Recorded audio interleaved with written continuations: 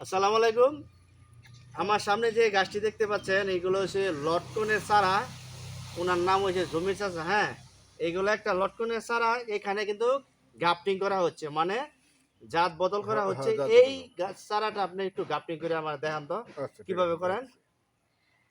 এভাবে এবার কাটবেন। কাটলাম। হ্যাঁ এবার কাটার পরে এবার ছাও দিতে হবে। হ্যাঁ, মরলিছে না। দিয়ে আবার আরেকটা ডাল নেবেন। এবার ডাল নিয়ে এবার চাষ দিলেন।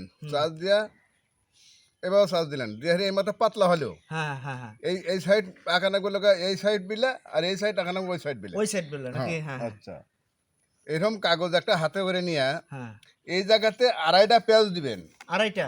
আড়াই পেঁয়াজ। এবার আড়াই পেঁয়াজ দিয়ে আস্তে আস্তে নিয়ে এইভাবে উপরে ঘেরো দিবেন। আল্লাহ রহম করতে কলমাটো হাজার মিস যাবে না। 100 গ্যারান্টি। আচ্ছা আচ্ছা। আমি আরেকটু জানবার চাই, আড়াই পেজ দেওয়ার কারণ কি? আড়াই পেজ আড়াই পাঁচ দেওয়ার কারণ মানে আড়াই পাঁচে ডিল হবে না, টাইট হবে। টাইট হবে। হ্যাঁ, হ্যাঁ, আর এটা বেশি দেওয়া যাবে নাকি? হ্যাঁ বেশি দেওয়া যাবে, কম দেওয়া যাবে না? কম দেওয়া যাবে না। আচ্ছা আচ্ছা ও ডিল হলে হবে না। আচ্ছা। এইভাবে থুয়ে দিবেন। আল্লাহতে কিছুদিন পর যদি দেখেন রোদ বেশি, হ্যাঁ তাহলে এর উপর ঝর্ণা দিয়ে পানি দিতে হবে। আর যদি দেখেন রোদ নাই, বৃষ্টি, হ্যাঁ। তাহলে বৃষ্টির মধ্যে ভিজুক গা অসুবিধা নাই। আচ্ছা আচ্ছা। বৃষ্টি ফুটবো বেশি, 100 গ্যারান্টি।